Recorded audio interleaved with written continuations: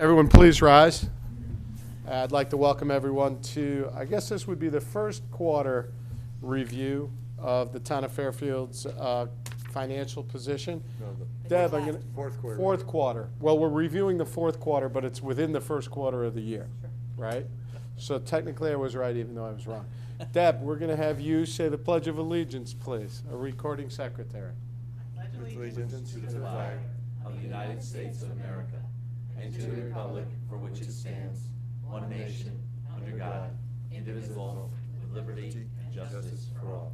I'd like to ask everyone to remain standing for a second. The town lost Mr. Jack Rangel, Schweitzer's Pharmacy, in the past month. He was a legendary figure in town, as was that pharmacy for that family. Been here I don't know how many years. And we'd like to hold a moment of silence for him, as well as all the citizens who passed in the last month or so.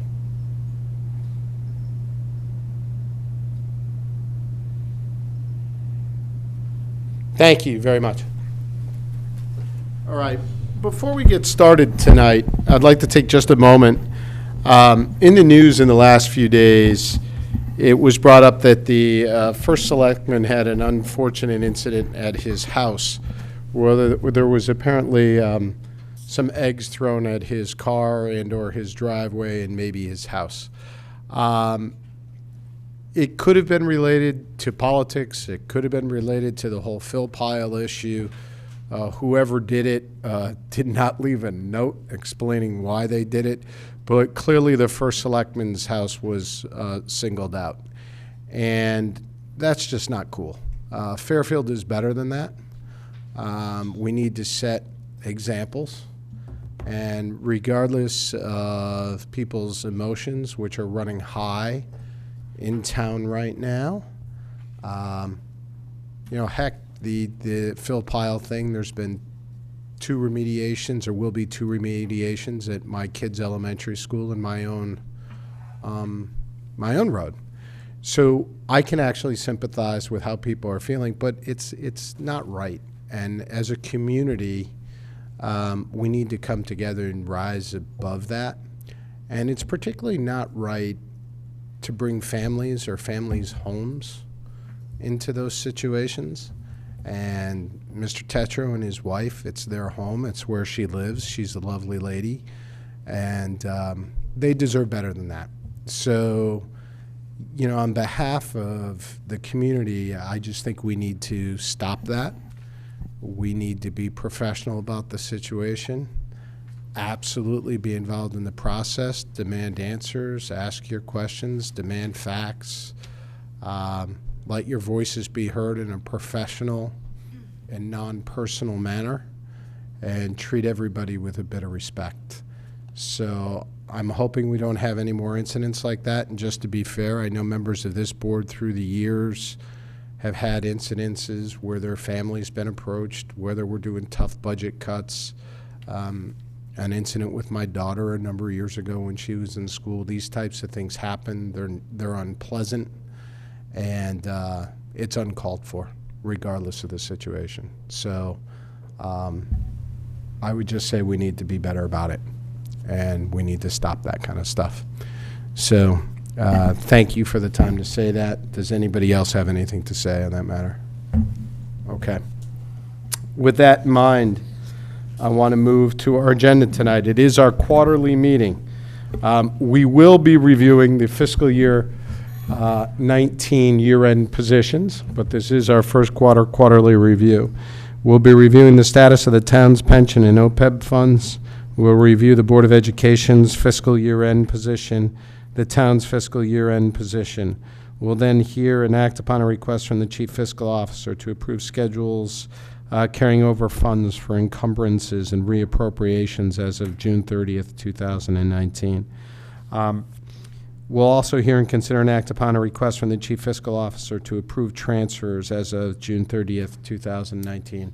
This is done in conjunction for the year-end audit, correct? Yes, they're shaking their heads vigorously. The next thing, we'll hear and consider and approve an independent audit review for up to $20,000 of the financial controls and process related to DPW transactions. We need to actually take a formal vote on that now. We took the recommendation last time, and now it comes back for a vote. Item number 7 was to hear a status report from the town attorney on Julian legal issues and fill use issues. I've actually reached out to Mr. Lester and Mr. Hipson and told them that I'd like to push this item till next week because we have a couple of members who gave me notice that they were not going to be here. And both of them had questions when we last talked about the fill pile issues. So in deference to them, and thank you, Mr. Mayor, for working with me, and we'll push that item to the next meeting if that's okay with everybody. And then the last item is any other communications. Do we have any questions, comments, or concerns from board members? Seeing none, we'll go to item number 1, the current status of the town's pension and OPEB funds. Mr. Mayor, who's going to speak to that tonight? Yeah, I'm going to speak to tonight is the night of the Joint Retirement Investment Board meeting. Okay. And, I, of course, chose this meeting. Brian chose that meeting. Okay. A couple of things. Just very briefly, if you want to go to the sheet you have that does not say OPEB on the front, that's the pension plan. You know, if you look at the targets and where we are, we're pretty much in line with our targets, extremely close actually. And that's on page 2, or page 1 actually, not the cover, the second page after the cover page.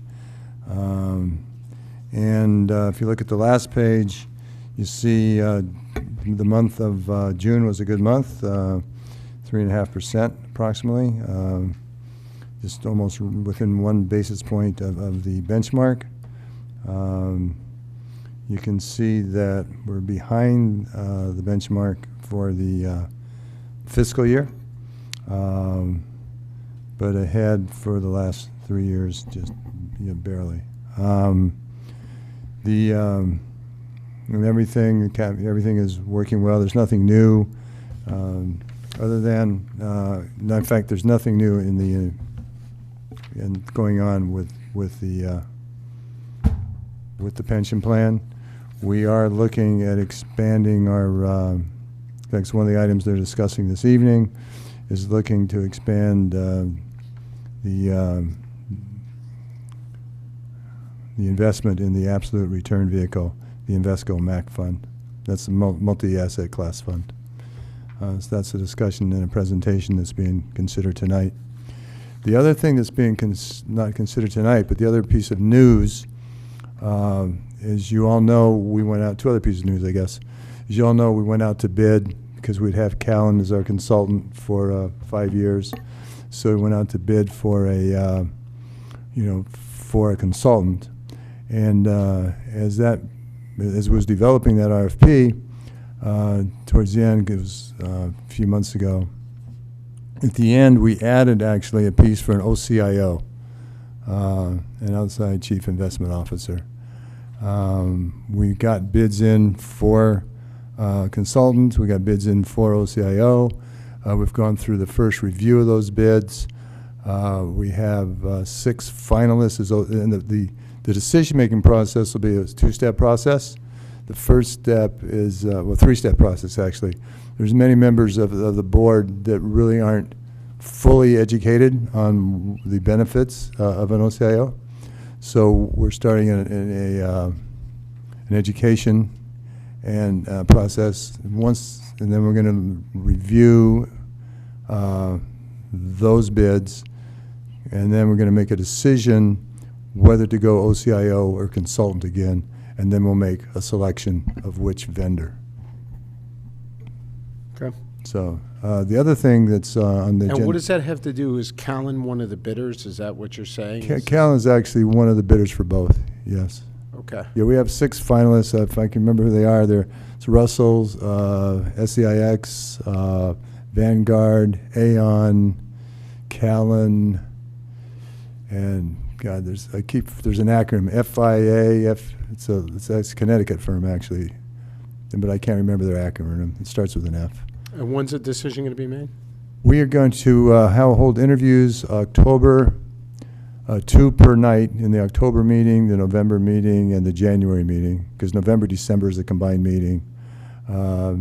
So we're shooting for, at the latest, July 1 of 20 to be with the new selected or reselected consultant and/or OCIO provider. Okay. So can I go back to the report for a second then? Sir. All right, so point out a few things. Let's go to the first page, investment manager allocation. We have the targets in here, and in looking at the targets, we're basically with couple points we're within spitting distance, as I would say, of the targets in almost every asset class, correct? Yes. As of June 30th. So we don't have an issue with there being too much risk in any one asset class or with any one investment vehicle. Is that a fair statement? Yes, sir. All right. So then if we turn to the next page, we're going to look at the investment return. You talked about the month.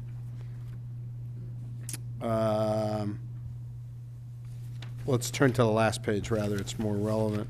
Sorry.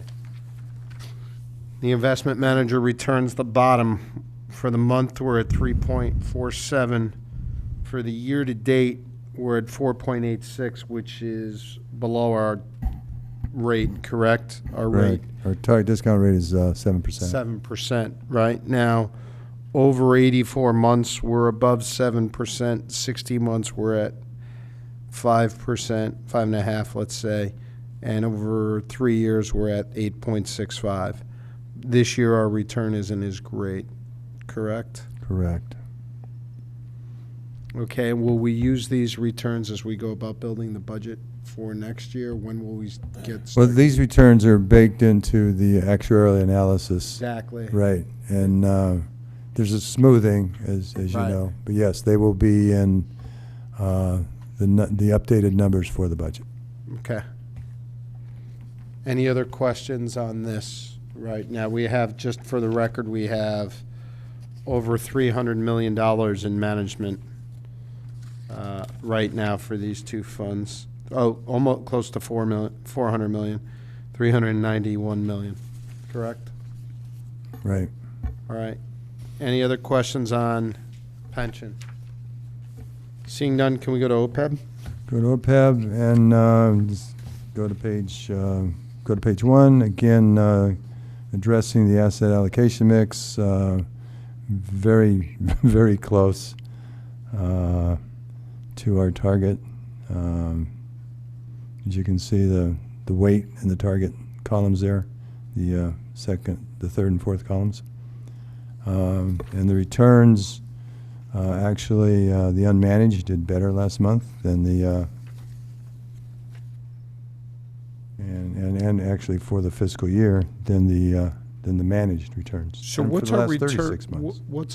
What's our return, our discount rate on this? 7% as well. That's right there. Okay. So over 84 months, we're below that. Over 36 months, it's really only over the last 3 years we're above it. Our year-to-date is only We're at 7.84 in 84 months. where? I'm sorry, am I looking at the wrong one? I think you are. Excuse me, I'm looking at the wrong one. Yes, correct statement. Yeah. But of course, in the early parts of this, which is dragging it down, we didn't have enough assets to really spread the allocation. Right. Yeah, we recently, this is what, a few months ago, we, as you can see, because there's no fiscal year numbers for assets, Yep. for the real estate asset. Right. So we recently reduced the fixed asset percentage and increased the and created a real estate percentage. Right. So we're at $49 million and would, Bob, do we know how funded are we on this now overall in OPEB? Do you know? In the 20s. 20s? 20s. 27? Do you have the CAFR? And where does, can you get us for next meeting, our next quarterly meeting, not next week, kind of where we stand as compared to other towns in their funding of OPEB? The other towns that have chosen to fund OPEB, where we stand in that? Mm-hmm. You know, we were leading the pack. There's a few towns that have moved ahead of us. But Well, we're still funding at the we're ARC. still studying at the ARC. Yeah, okay. And while Caitlin's looking that information up, the other comment I was going to make tonight is the first presentation from the town to the Joint Retirement Investment Board regarding the 401A. Mm-hmm. That transition went extremely smoothly. I ran some numbers actually just for fun. As I think I've reported in the past, when we were entering this, initiating this effort, and we were reducing the investment costs to the members by having different options and better priced options, if you will. And so I ran some numbers today where if a person were to work for the town for 30 years, given and have a half a point difference in return, and the range of differences, if you remember, in some of the investments was up to 0.97, but if you took half a percent, the person would have 22% greater earnings over that 32-year period and 11% greater balance in his or her account. So I'm pretty happy with that. Yeah. Do we have any questions, comments on OPEB at this point, other than? I understated the number. The town employee funded percentage is 31, and the police and fire is 28. Okay, good. So we're starting to make a dent in it. Yeah. All right. Any other questions from anybody? Thank you, Mr. Mayor. I appreciate it. We'll go to item number 2 on our agenda, which is the Board of Ed's fiscal year-end position. Welcome to the team. I want to acknowledge that Chairman Vitale sent me a note during the business day. Unfortunately, I was tied up and was not able to get back to her, sending her regrets, but knowing that the team was going to be here. And she said, reach out to her if, I thought she needed to attend. She had other business to attend to, and I think we're fine, if that's okay with everybody. So I want to thank her. Please let her know that I thank her for reaching out. But go ahead, the floor is yours.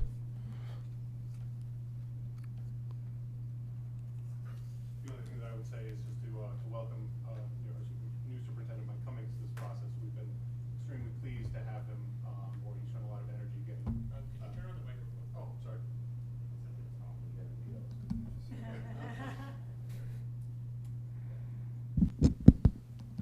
I just wanted to say that we're happy to welcome Mike Cummings to his first official, I guess, Board of Finance meeting, and the board has been very impressed with his energy so far, and we're looking forward to a very productive year. Thank you. And welcome once again, because he was actually here at an earlier meeting, but not to go through the financials. So I appreciate you being here. We appreciate you being here. Go right ahead. Thank you very much, and we appreciate the opportunity to come forward tonight. We're going to turn this right over to Ms. Munsell to go through the report for you. Welcome, Ms. Munzel. Hello. 1819 was all about a shortfall in personnel services. Early in the year, we were projecting a shortfall of like $850,000. So that was alarming to us, and we asked departments and schools for givebacks. We were able to gather just over $1 million from all parties and put it in a reserve. We actually took it out of their budgeted amounts and put it in a reserve. The amount increased a little bit after that. Oh, by the way, we also held like $365,000 in capital was on hold at the time. Although it did get a little worse at half year point in time. Special ed was holding its own, so it was balanced. As the year progressed, the personnel services situation got better, and the special ed situation got worse. So, how would the personnel situation get better? Can you just explain how did that? Well, in the beginning of the year, it's all about who do we have on staff and who left, what the situation Right. was with the differential between those costs. Halfway through the point, we start projecting subs. It's not just about replacements at that point. It's who's out on leave, what subs, because personnel includes all the sub costs. We typically end up several $100,000 in the hole in subs because, it's counter to the savings and people being on leave if it's unpaid leave. So it was just us being, I think, conservative in filling all positions, and making sure that we had enough for substitutes. So if I read this correctly, and please tell me where I'm wrong, you originally thought you were going to be somewhere in the $800,000 to $900,000 range of being down in personnel, in being over on personnel costs, right? Mm-hmm. And you ended the year closer to being over on personnel costs, what, 454 or 569? About 623. Where's 623? I don't see that number. If you're on. Oh, okay. Yeah. Okay. Oh, because that's the July. That's after it was Right. booked and closed. So you ended at the 569, and then once you trued everything up, you were at the 624. Right. Okay. Questions on this, Mr. DeWitt? Good evening. Mm-hmm. Of the initial reserves or holds that you put on all of the individual schools, how much of that was ever returned back to the schools, if any? Because it was like $700,000, $800,000, right? You were holding. It wasn't returned back to the schools per se, but what we did do at the end of the year is, to the extent possible, with whatever funds we did have available, we purchased instructional resources for the schools. But we just, we did it as a district purchase. So it was primarily, that was the budget it came from, was from instructional books. And I remember we had this discussion, that there was a fairly large amount of books that weren't being utilized, or 437,000 or something like that, that were not going to be purchased. The science. Science, that's right. So that initial freeze or pulling out of those budgets, for all intent and purpose, wasn't returned. It was rolled in. So it was warranted to freeze this stuff, apparently. Sorry, it was warranted to what? It was warranted to freeze that and remove that to level the budget at the end of the year. Yeah. Okay, thank you. Okay. Questions, other questions? Now, you're not returning anything to the town this year. No. Right, so was there a raft of spending at the end of some of these items that had been delayed? I'm not saying that it was, but there was a delay of items, and then at the end of the school year, after you figured out where you were, you spent the funds. Is that what happened? When we felt comfortable that the funds are going to be available. What kind of things did you do at the end of the year? And again, that's not a criticism, that's an understanding. We bought STEAM resources. Okay. Some reading materials. Primarily STEAM. Excuse me. It was primarily reading materials for the elementary classrooms, and since we had expanded the STEAM program into K2, we both purchased materials to support that program in K2, but we also made sure that there was some equity in the existing grade 3-5 program around materials. Okay. Mr. DeWitt? Will we see an increase in those materials in this budget cycle coming up in the next couple of months because those materials weren't purchased? No, we should not. We should not see an increase in those materials. I understand it was the curriculum guy's problem, right? We've since replaced him. Yes, go ahead. Where do we see the Chromebooks that were kind of reinstituted or introduced last year, are those under tech supplies or tech software, or are those reflected somewhere? They're in tech capital.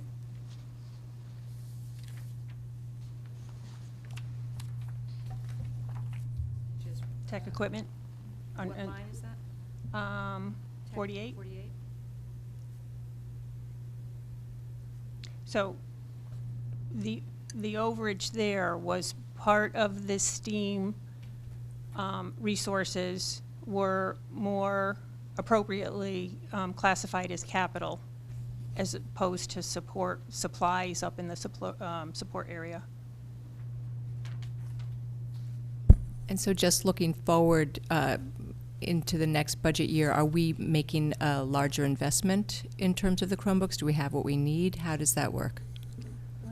Aren't you pushing it down a little bit into lower grades or introducing them to newer grades? No, we've not made that decision. At this point, we're looking at we've got the 612 implementation. The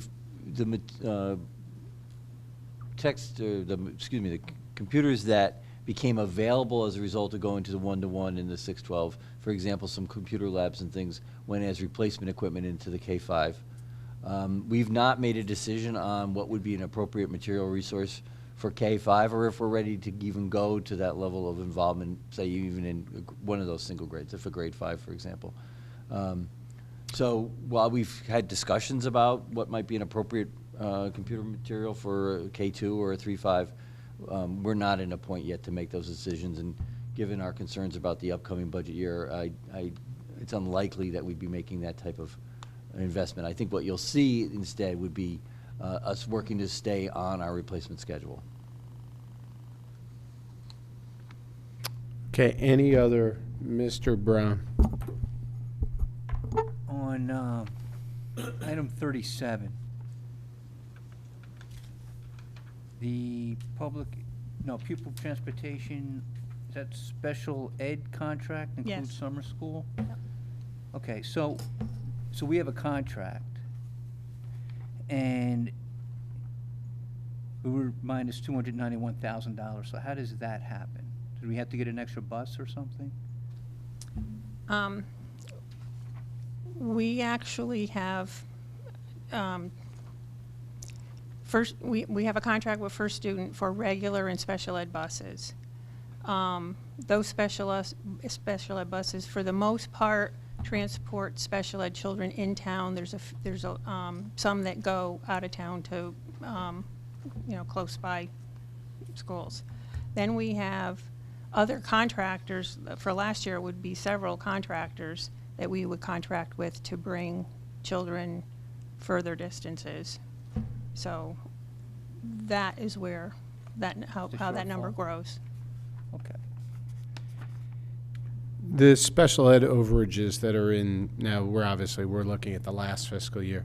Did they continue into the current fiscal year, the drivers of those? We don't know yet. I don't know yet. Okay, so we haven't seen anything yet. As I recall, that won't get settled out until like the November, December timeframe. Is that right? If then. Yeah, okay.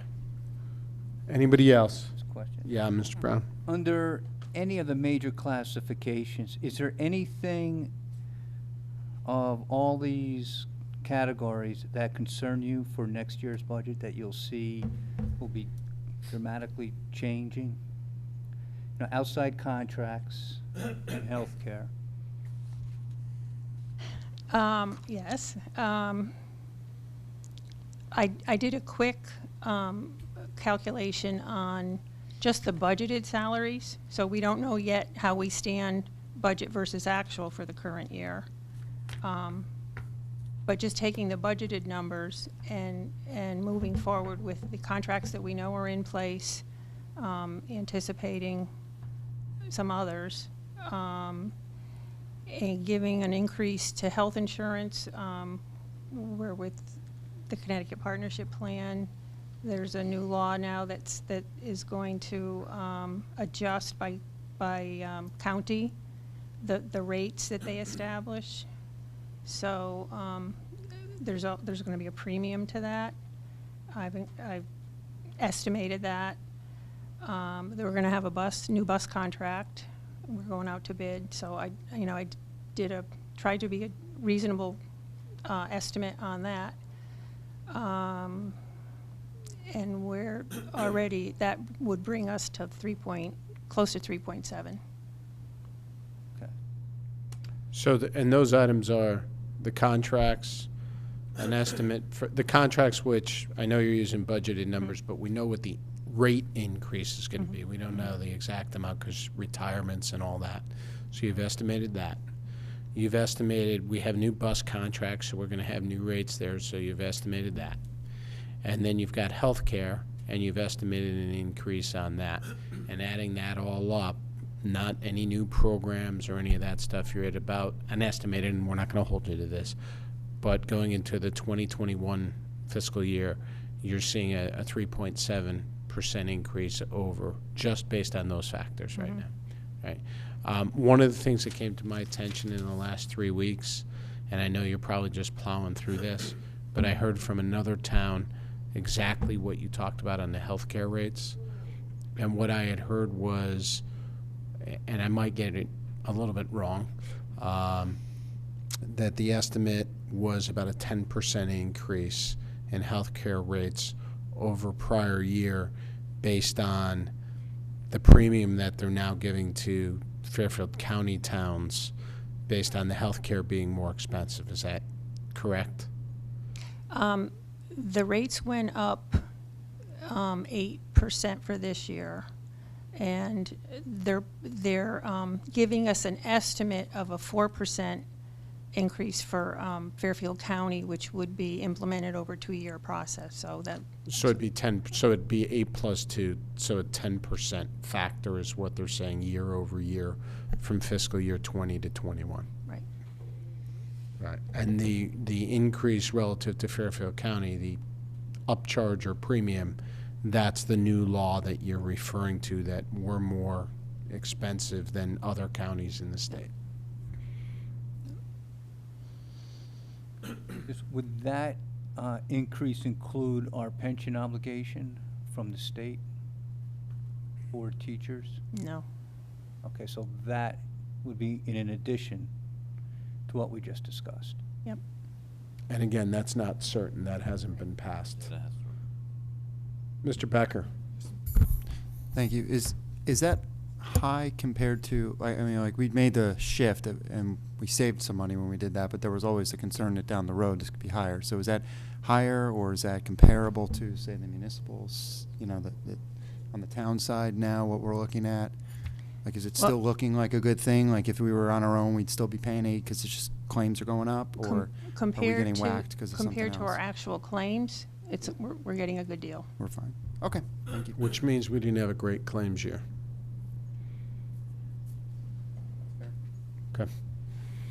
Any other questions for the Board of Education right now? Now, let's be certain, we're still undergoing the audit right now, correct? So when does the audit wrap up? Is that November, December timeframe? So there could still be adjustments that come through as a result of the audit. So these numbers aren't final, but they're final as to what the internal team says, and then we go through the audit process. Okay. Great. Thank you very much. Thank you.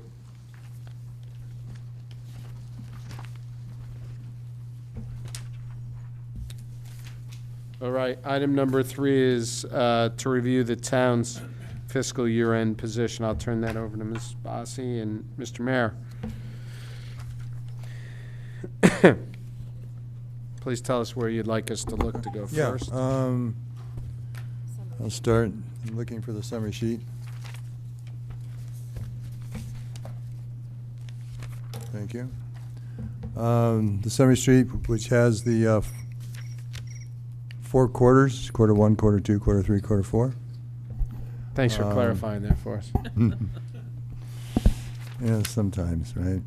But anyway, I will take the first 2 items and then turn it over to Ms. Bossi. Current and prior year levy and interest and liens on taxes. As I think I mentioned, the trend was looking. The prior year tax numbers faltered towards the end of the year.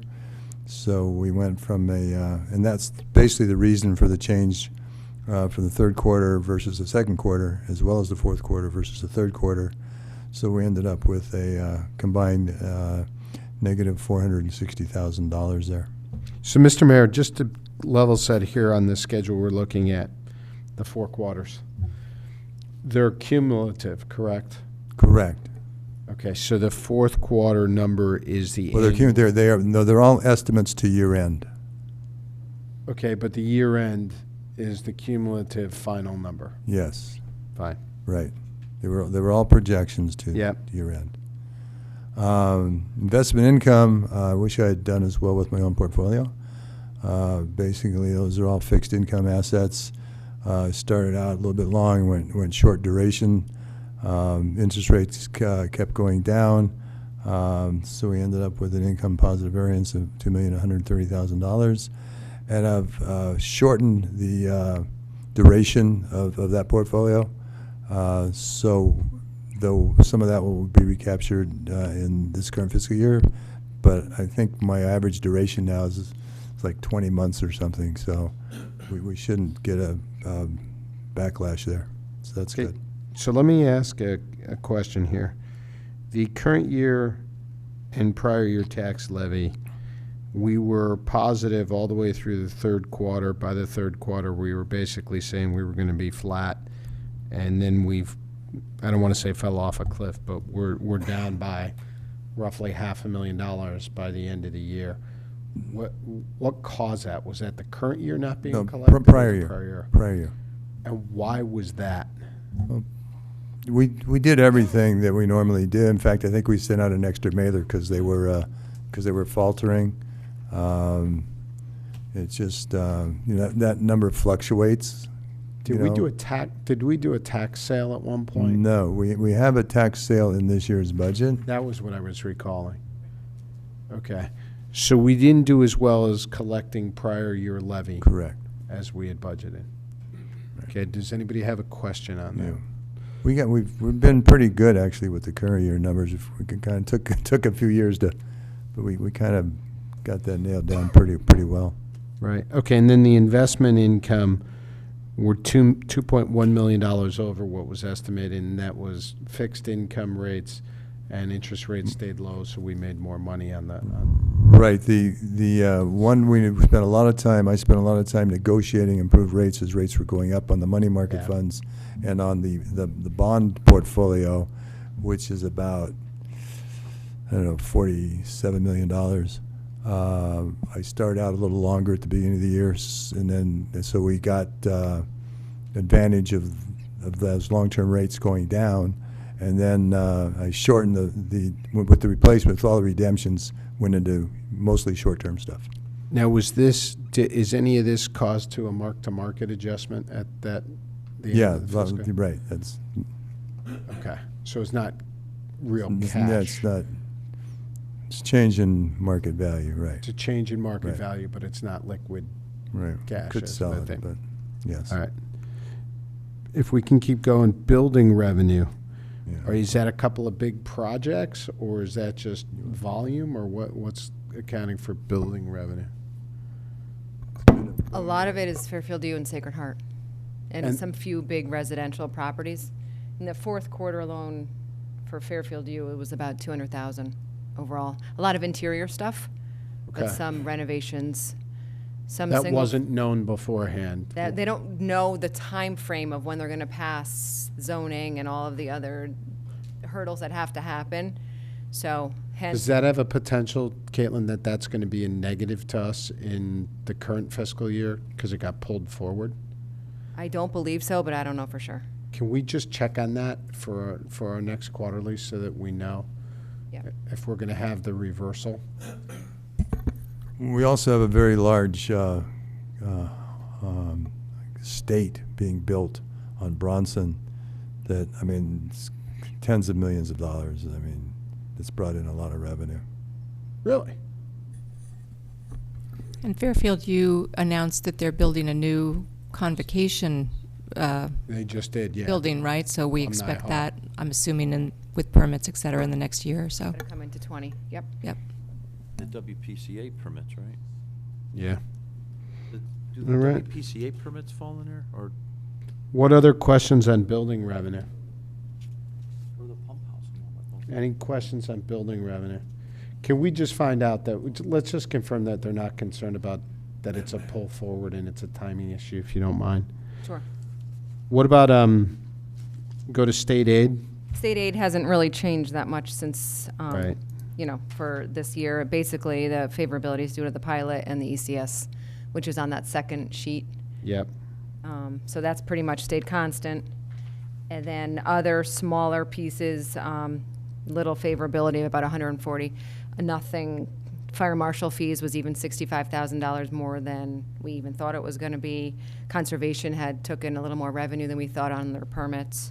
And Park and Rec did a little bit better too, about $50,000. So those were the big drivers there, but a lot of little 10,000, 15,000 type of variances. Okay, so that comes to a $4.2 million overage in revenue for the current fiscal year, or fiscal year 19. Correct. Any other questions, comments, concerns on those? All right, seeing none, let's go to the operational savings, the vacancies, and the other. The operational savings piece, you're going to see about $2 million. Clearly, the vast majority, 90% of it, is from vacancies. That vacancy number is the straightforward payroll number and the FICA associated with it. Now, was this just normal, remind us, was this just normal employee churn where positions remained open for a longer period of time? Or was there specific actions taken to keep positions open to save money?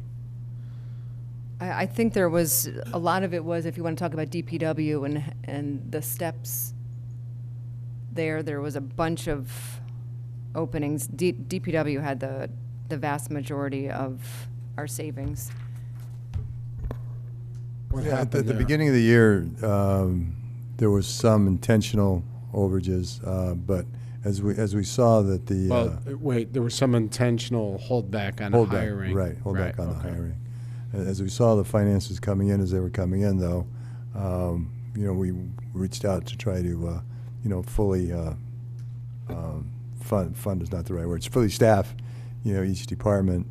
And the reason, like, if you remember, for the difference between Q2 and Q3 was one, we got this finally nailed down into a good spreadsheet and a good analysis, but we had failed to take into account the trickle down, because most of the people, we have an open position, and we failed to take account that that position was primarily going to be filled by a current employee, which is going to open another position. So you end up, and it takes time to hire people. And like right now, I know there's 3 open positions, I think, not including Mr. Bartlett and, in DPW.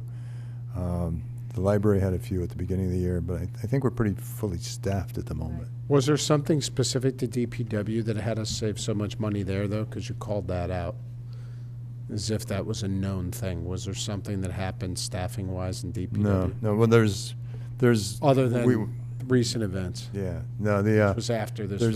We've been going through. It's been a while, actually, trying to get what we think is the best staffing model for that operation, with respect to both number of people and classification levels. So, like, for example, your AOEs was your truck drivers and your equipment operators, and do we need 1? Do we need 2? Do we need 3? There's like 4 classes of AOEs, Yeah. AEOs, and we have people working out of class. So we spent some time measuring how many hours worked out of class, how many hours to try to nail that down to more, so that we would be staffed based upon our needs from a very specific, measured perspective versus,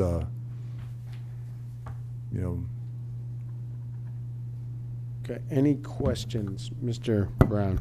So what are we currently doing, if anything, with the vacancy of DPW, department head? The 2 vacancies, And right? the 2 vacancies. Yeah, the thought process there is we are not interviewing is not correct. We have posted the department director position, with the idea that we would want the department director to be able to pick his or her supervisor. So we have not posted the supervisor. So we've not posted Scott's position, Right. but Michelangelo's position has been posted. I was actually looking at the resumes. Again, we got a couple of good candidates. Okay, and I think that makes sense. Okay. So would it be beneficial for us to get a list of vacancies, you think? Yes. Just- Sure. Can we see that, and maybe as of next week? And are you keeping? Next week, next quarter, Next week, can we? Yeah. Good, to see where we are through September. I got you, Chris. Can we also know ones that are held open on purpose, if that's happening, or ones that are just yeah. vacancies? Yeah, I don't think there's any held open right now, but there may be. Okay. Mr. DeWitt, thank you. Thank you, Mr. Chairman. So, I understand the philosophy behind the superintendent, not hiring a superintendent until you get a new director. But we're coming to a time of year where, and I'm assuming I knew what Mr. Bartlett's roles were, but I know he was heavily involved in paving and snow plowing. We're coming to that time of year. Is there an issue with that superintendent role kind of being open? And I'm talking about from a pure fiscal perspective, right? When you send crews out, when you don't, what roads are you paving, how much of that $2 million we gave you is left over for the end of the year? I mean, is there someone doing that role today as a? Yeah, we're taking care of that. Yeah, there's Mr. Carey is doing a good job, and with Mr. Hurley, and the team is working to make sure everything is covered. Okay. Let me ask a question. Do they get additional or incremental compensation for the additional duties that they're taking on in this period? I think Mr. Carey was approved for a small stipend, but I know it's discussed, but I don't really. Mr. Tetro, do you, or Mr. Carey, is that behind you? Yes, he was. Yeah. Okay, so Mr. Carey was, you mentioned Mr. Hurley, is he as well? Okay. No. Any other questions on this? Can we go to the other line here?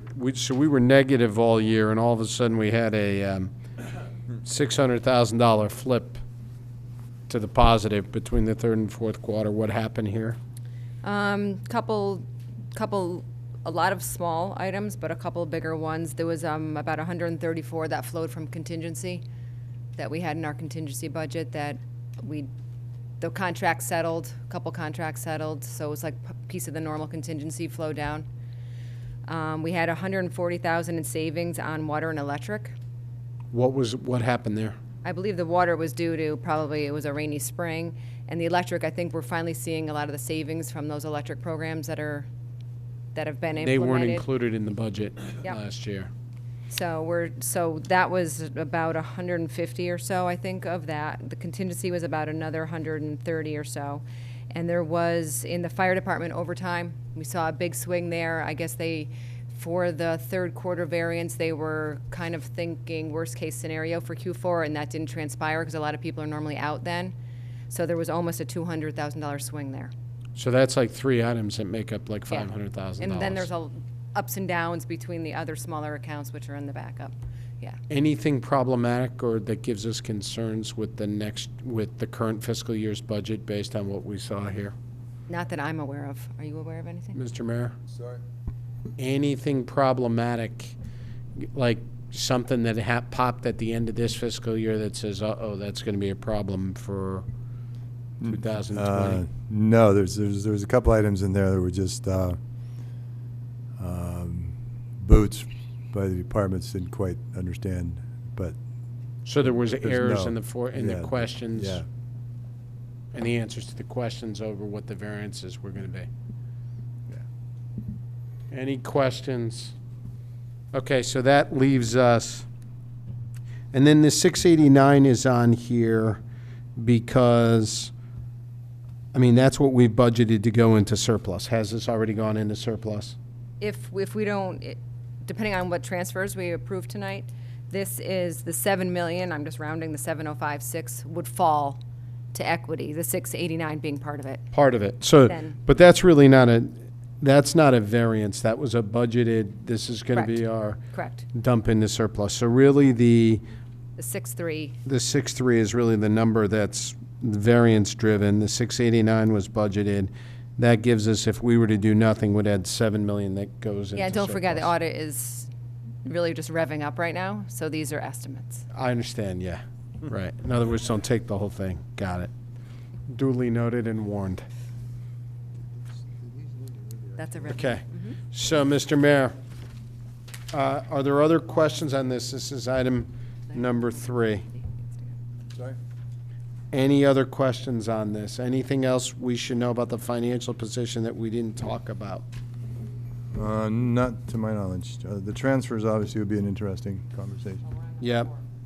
What about, excuse me, the percentage of our fund balance? What would that bring it to? We're going to talk about that in item number 5. Okay. Anybody else? Seeing none, I'm going to move on to the next item. And this is a voting item. To hear, consider, and act upon a request from the Chief Fiscal Officer to approve Schedules A, B, C, D, E, F, carrying over funds for encumbrances and reappropriations as of June 30th, 2019, as supported by purchase orders or letters of request by department heads or the Chief Fiscal Officer. We do this every year. It's administrative in nature. But, Mr. Mayor, please confirm that the numbers of these on these schedules are reflected in the schedule that we just reviewed with you, correct? Correct. Okay, I'll so turn why the don't, schedules over to Ms. Bossy. so you're going to have to speak up. It doesn't come out. That's correct. And Ms. Bossy will take the board through the schedules. Okay, any questions, anybody? Let's go through that. Ms. Bossy, back to you. Again, these are, every year, we kind of go through these. Schedule A are the general fund open purchase orders. I'm actually looking for the schedules. I can't, oh, here they are. Excellent. Thank you. Go ahead. The lower part of Schedule A is the open purchase orders for WPCA, because they're an annual fund as well. B are purchase orders that are more than from this past fiscal year. So, for instance, the First Selectman's Office has a $24,000 purchase order from 2018, which is the strategic plan PO, that hasn't fully been paid yet, so. Got it. Same as Water Pollution Control has an ongoing project for 33. Schedule C is a reappropriation, again, related to the Strategic Planning Committee, and small expenses, the 904.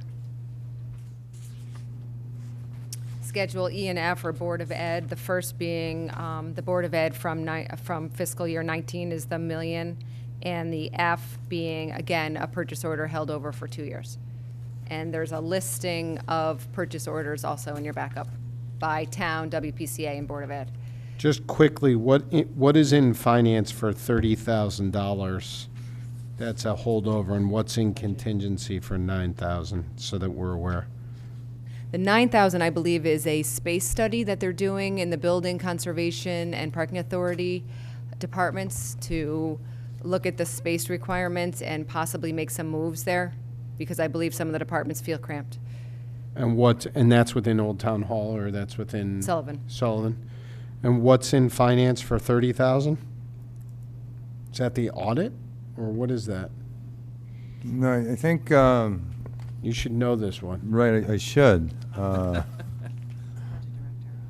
Is that all it is? I'm about to It's- cut it. Hold on a second. Is it not Going once. That's the, as you know, we're losing our budget director, June 30th. And so she's going to require, she has some comp time, she's going to be paid out. So why are we accruing it into this last fiscal year? Because it's a liability now. Because why? Because she gave notice? We know it's happening. Okay. Is that what this is? Yeah, no, the reason I was hesitant for a second, one of the things we're doing, is we bought some with the fees and pros budget line item. We committed to a new software package to be able to put the budget online for the public. Yep. And so I thought that might have been in there. I wasn't sure if that was in there, but it's not. Now, with the pending retirement there, and that's a very important position, did we budget, and I think the answer to this is no, but some overlap between her retirement and the new person starting? Yeah, I think this is included in that number. I think that's included in this number. That's included in this number. Well, that's not a liability right now. You're kind of, good luck with the auditors on that one. Okay, wait a second. No, it's in my worksheet, but it's not in. I've just been corrected. So that'll be an expense this year. Yeah. Mr. DeWitt? I know it's a small amount, but I'm curious why we have any encumbrances against Smith Richardson Golf Course, since we're redoing the whole, unless it's something to do specifically with the golf course, I guess, right? It had to do with a net that was put up on, I don't know what hole it was put up on, but there's a net and a net, yes, that hasn't fully been paid yet there's a PO out there. Great, thank you. Anybody else? Seeing none, I'll call this item for a vote. Can I get somebody to put this? I'm going to entertain a motion. We'll go with Mrs. Leclerc. Do I have a second? Mr. Mottola. Item number 4, to hear, consider, and act upon a request from the Chief Fiscal Officer to approve Schedules A, B, C, D, E, F, carrying over funds for encumbrances and reappropriations as of June 30th, 2019, as supported by purchase orders or letters of request by department heads or the Chief Fiscal Officer. All in favor? Opposed? Abstentions? That item carries unanimously. Thank you. We'll go to item number 5, which is to hear, consider, and act upon a request from the Chief Fiscal Officer to approve transfers. So we just found out we have $7 million, as Mrs. Bossi duly reminds us that is not a final number because the audit is still ongoing, but it should not change materially. And Mr. Mayor, I'm going to turn it over to you to discuss your request, your thoughts on what we should do with it, Yeah, and then we'll go from there. The penultimate sheet in your handout. Yep. It's two-sided. One side that's not landscape. What do you call this? Portrait. Is the This sheet? Yes, the other side. The other one, Right. This one. Was this in the attachment that was This sent to one. us, or the one that was printed? Both. Yeah? Yes. But Yeah, I don't It's have, labeled the penultimate sheet, even though I love that word. it's No, the the back- last one I have is O'Connor Davies.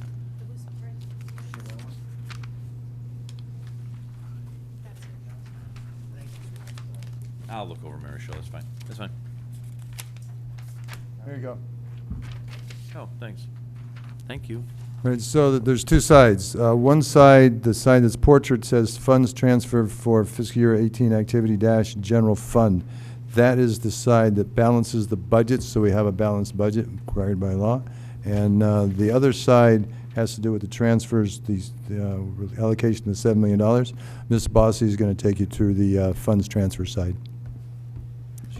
Again, this is a administrative function that we do every year. So for every department that's over budget in total, we need to use budgetary funds from a department that's under budget to transfer. This is a budget adjustment only. This is not an actual journal entry. This is strictly a budget transfer. It does not change the bottom line. It just is between departments. So, for example, probate court, they spent a little more in supplies, and I did reach out to them. Just at the end of the year, they had an extra WB Mason shipment, not realizing that they were at the end of their budget. They thought they were into their 20 budget. It came in June. I had to expense it in fiscal 19. So a small little, so then I need to cover that overage, those types of things. A lot of this activity is in your Q4 detailed comments. What happened in HR? 159. We had a very, very large H&H claim this year. Really? Yeah. Okay. What's that going to do to our budget for this coming year? Well, I believe we're self-insured, so Yeah, I just don't know. Yeah, I what mean, we're- basically, I mean, that we ran well on that for, I think, 3 years consecutive, right? Every time we do the budget, it's like, maybe we can cut this a little bit. But we knew it was going to hit us eventually. This hit us, but it won't impact the budget going forward any more than the normal trend that I'd put on the prior year number. Okay, what about solid waste? solid waste went over slightly in their contracted service line having to do with, I believe, a company that came in and helped us with some recycling issues to the tune of $80,000. Why did we need the help? What happened there?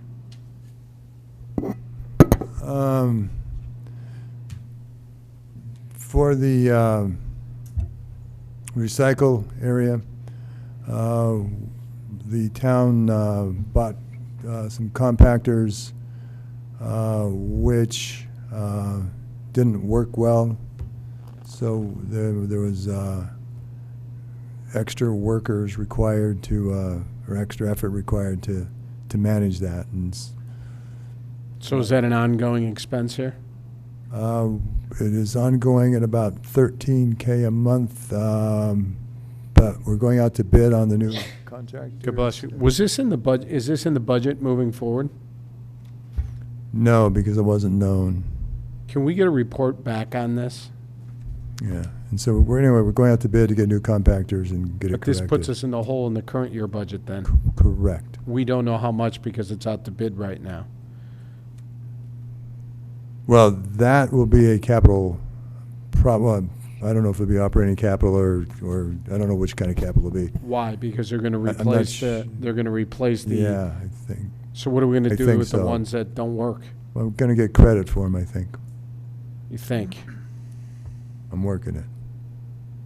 Mr. Becker?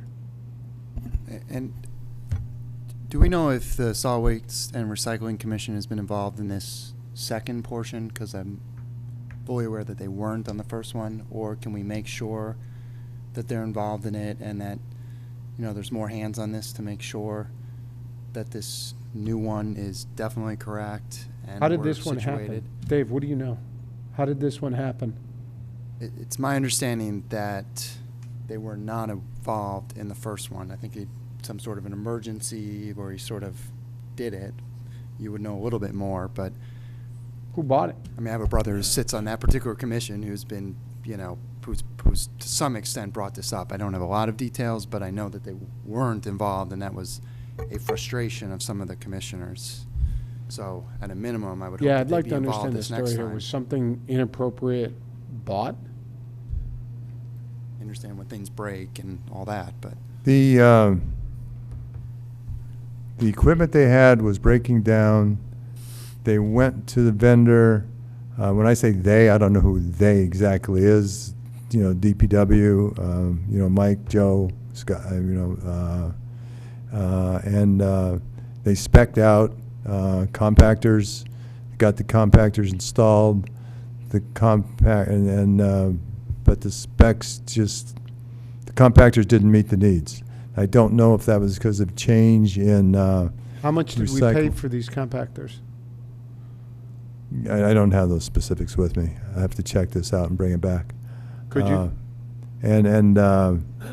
So then when it didn't work, then it required extra money to manage the process, and now we're going out with new specs and with the hope of, you know, getting credit for the ones that we have.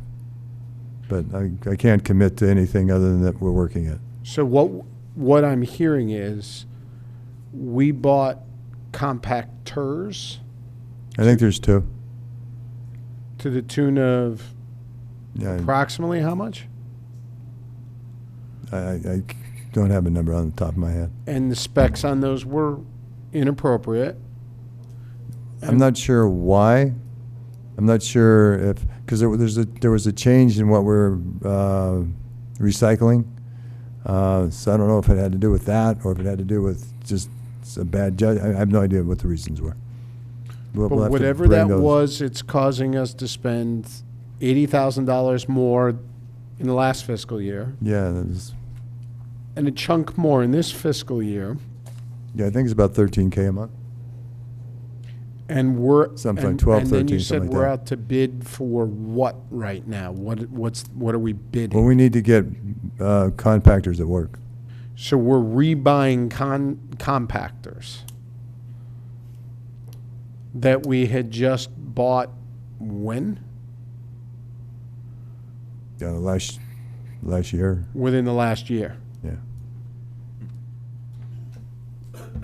Okay, and we're not really sure how that purchase process went and who Well, Prove the functionality. it came through DPW.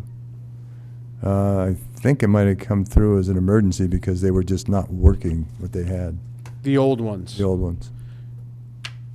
Okay, so this came through as an emergency request from DPW to I buy new believe. compactors because the old ones weren't working.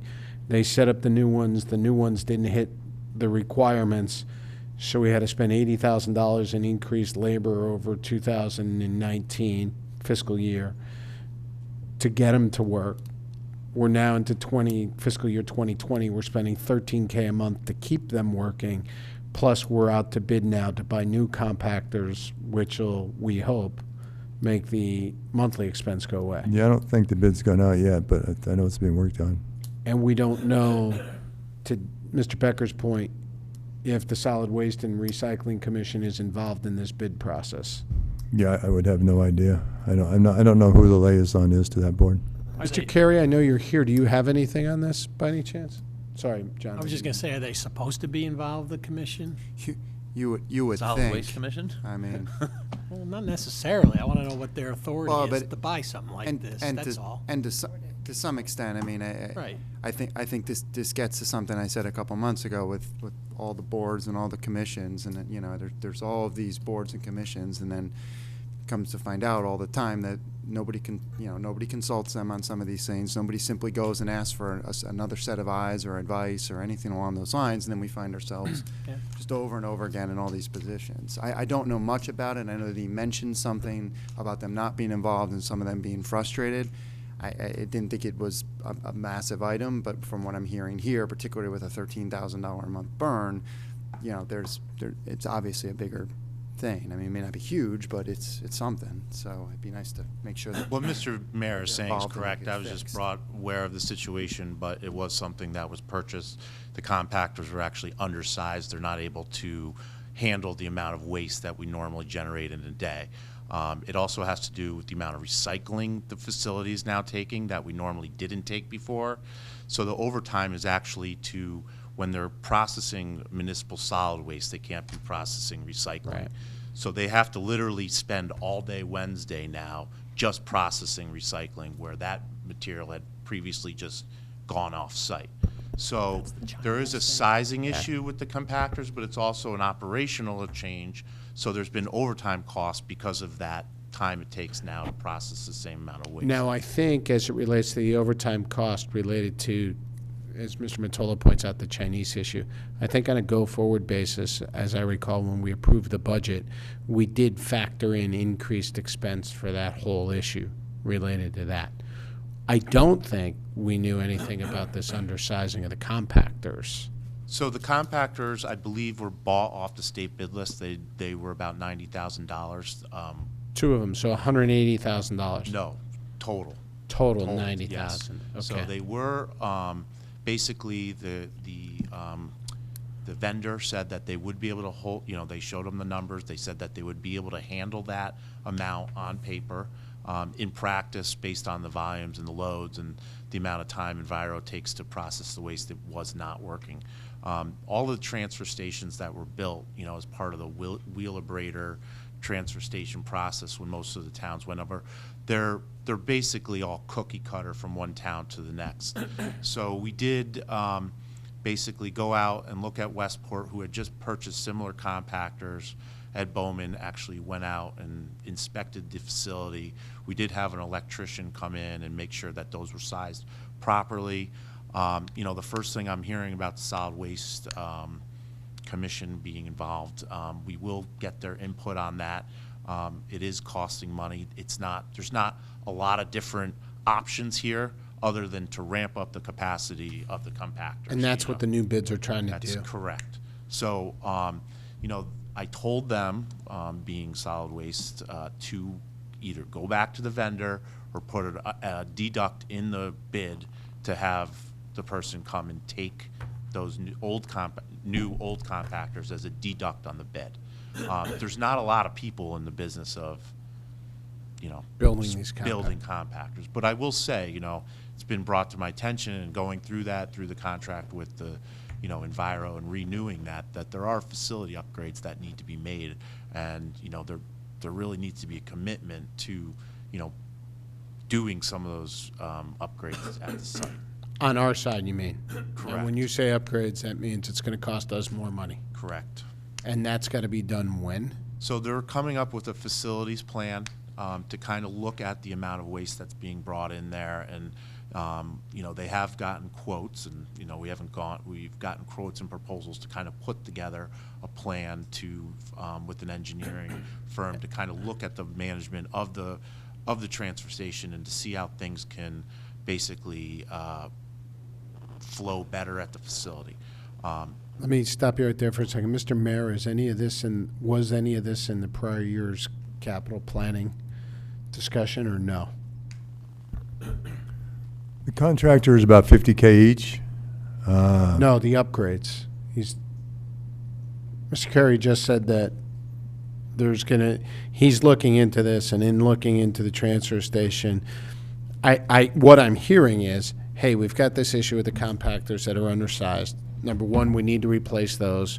We're going to get back whatever we can for the compactors that we're going to turn in, the new old ones that are less than a year old, that are undersized, that don't fit our needs. Correct. Right? That's first part. And number two, you're saying, hey, FYI, I'm looking at the transfer station, and there's certain upgrades that need to be made given the activity, the volume, and everything else that's going into those transfer stations now. So what I'm saying is that in discussions with Ed Bowman, Yeah. Who is basically, you know, Mike Zambruski's manager for whatever, you know, for all intents and purposes, he said that they've been working on plans for years and kind of coming up with stuff that needs to be done there, and that, you know, he's looking at improvements that need to be made. Is it the first year hearing about it? Yes. So that's not in our capital plan. It wouldn't be in the current one, but hopefully it'll be in the one you're going to talk to in next month. I'm not going to hold you to this. Are we talking, is this millions of dollars? Is this hundreds of thousands of dollars? Thousands, but you know, it's going to be a capital plan that goes forward. But I will say that when those transfer stations were built, they were built for a lot less, you know, tonnage and a lot less recycling capacity. So space is at a premium there where it wasn't before. Right, and that's a new development as of when? I mean, as electronics recycling has come on board, as, you know. No, but I'm talking a date. I mean, is this something that, hey, we should have known this 3 years ago, 5 years ago, 6 months ago? I don't know. I'm knowing it now since my time is Right. kind of. My concern is, and I don't want to talk for anybody on the board, so please, my concern is the fact that this is the first we're hearing about it, and it sounds like it's a bit more imminent than, you know, it sounds like this already should have been done. I think there's documentation and planning that has been presented, but again, I don't want to put words in Ed's mouth. Not according to, I mean, we have talked about the transfer station in the past. That's fair. But not an upgrade to facilities. I don't remember. I don't want to say no. I mean, that's a very fair comment, but that's why I asked Mr. Mayor if it was in the capital planning before. It's exactly why I asked. Because I don't, do you recall it? No. Okay. Any other questions on this? Go ahead, Mr. Becker. So they've gone out to bid though, right? It's either it's And either then you'll involve. out to bid today or tomorrow. Okay. Yeah, it's close. All right.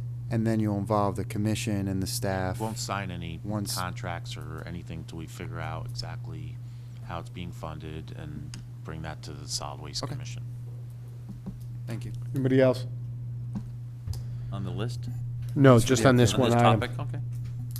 Thank you, Mr. Carey.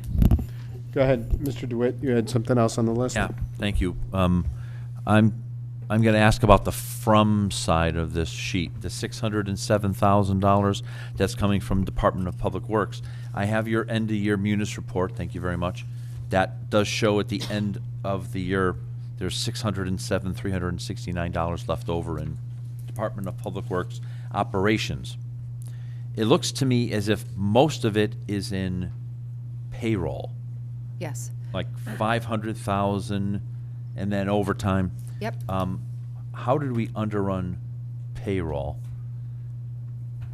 Those were those vacancies that we just talked about. I believe there was, over the course of the year. with- $500,000. Yeah. Wow. In vacancies. Wow. Okay. And I know there, and just to be fair, there's a huge reduction in the electric. That's $125,000, and that was where the electric bill Yes, the yielded that favorability. other favorable. Yep. So, wow, that just seems like a lot of money. Okay. All right. Thank you. That's why we need to see the list, like you said. Thank you. What's the debt service change here? You're increasing debt service costs. That was a higher payment than we thought for the debt that we just issued the last July. There's normally, every year we issue, there's a 6-month interest payment made. So that interest payment was a little bit more than we had budgeted. Why was that? Well, because you don't know what it is until July.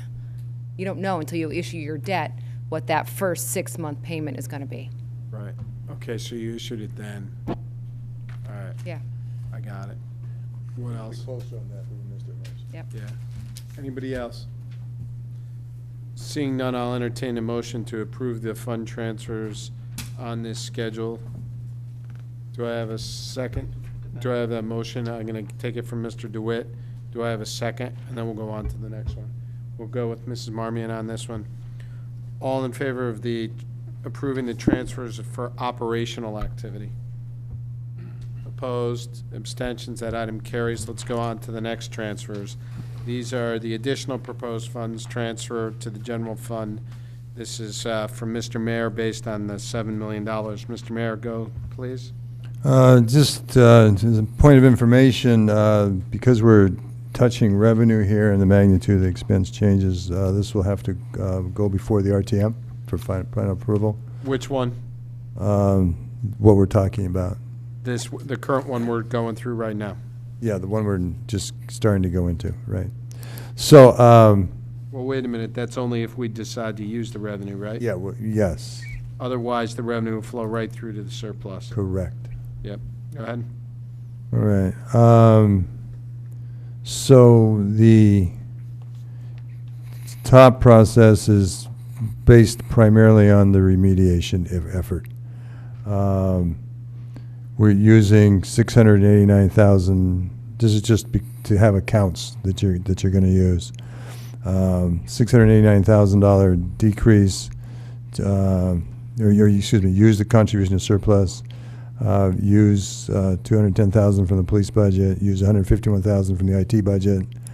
450,000 from the library budget, and to transfer $1,500,000 to the non-recurring capital account for that. The second half is the second part is reserved for future use. And that's using $1,400,000 from the investment income, $600,000 from the overage in the favorable variance in building permit revenue, and transferring that $2 million into the debt service with the potential of using that for future year. Whether you want to spend it on, you could move it back to or up. Well, the reality is they could anytime. go. Let me, if I might paraphrase. So the first ones you're doing that total 1.5 million. That's specifically to go to remediation efforts. We're putting Correct. that aside. So we're basically saying Now, that's not the $800,000 or $900,000, or relatively now it's $1 million. That's not the $1 million that we've already spent. This is an additional 1.5. No, that is the $1 million we've already spent plus 5. That is. And we'll go through that number. I'd like to just do an overview. Yeah. Oh, well, let me, hang on. And then the bottom ones, I'm interrupting your overview. The bottom one, you're saying throw out the debt service like we had in the past, so we can Correct. park it there. And then, I mean, theoretically, if the remediation goes over, because you're only giving us $500,000 worth of cushion here, Correct. right? If the remediation goes over, we've got another $2 million set aside Correct. to fund those remediation efforts. Right.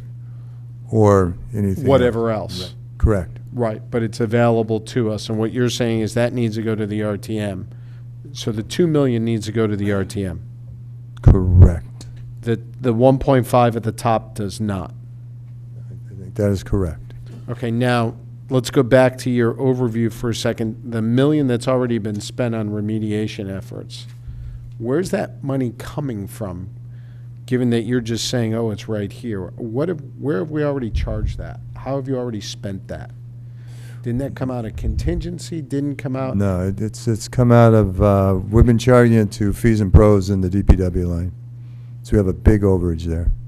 So, Go ahead, Mr. Duet. so I'm, He's charging it to fees and professional services in DPW. Well, how do we have so much money there? We don't. That's this year's budget. well, that, We're and that's, overspending. But But how that's did you where I'm overspend it? based No, upon the no, emergency need to test the fields. No, but that's not the right answer, because before we ever knew anything about testing of the fields, we had spent something like $800,000 On No, the the berm. testing of the, the berm. on the berm and all that. Oh, no, the berm, that's a whole different number. Okay, so this goes back to my original I got thought. your question now. I understand your question. Right, because, Okay. right, let's do the whole Okay, build-up. okay. Yeah. Because I was, all right, I got you. My question still So- stands, though. Yeah, no, Yeah. right. So, Your Go question. ahead, Chris. so here's where I'm confused. We spent $268,000 on the testing based upon the current. What I was doing when I said the 900,000, which I was projecting out the total cost of everything that we've done with a very conservative number on remediation required based upon the testing that's been done for the 900,000, because that just happens to be a 900,000 number. So we had the $800,000 goes all the way back to when we've been asking for the last year and a half for the buildup of the costs. Right. So basically the berm costs, I mean, I have this in two buckets now, Fine. right? Okay. Give it to us. Right.